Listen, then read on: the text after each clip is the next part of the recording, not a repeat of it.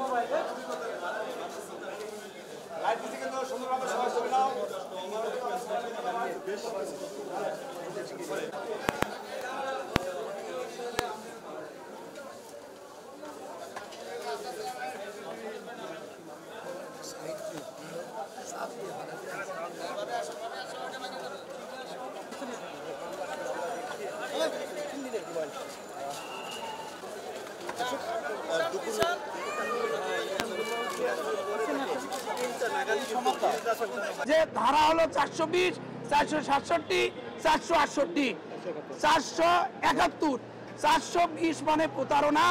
আমি কারো কাছে প্রতারণা করেছি এইরকম কোনো কমপ্লেইন নাই। 467, 68, 471 এই ধারার কোনো স্পেসিফিক অভিযোগ এই মিল্টন সমাদ্দারের বিরুদ্ধে নাই। সুতরাং যে অভিযোগ এনেছে এই অভিযোগ ঢাহা মিথ্যা এবং মিল্টন সমাদ্দার সত্যিকার অর্থে একজন মানবতার ফেরিওয়ালা। আমাদের কথা হচ্ছে মিল্টন সমাদ্দার কোনো অন্যায় করে নাই, কোনো অপরাধ করে নাই। সুতরাং মিল্টনকে যে রিমান্ড দেওয়া হলো এই রিমান্ডে ইনশাল্লাহ সে নিরপরাধ প্রমাণ হয়ে চলে আসবে।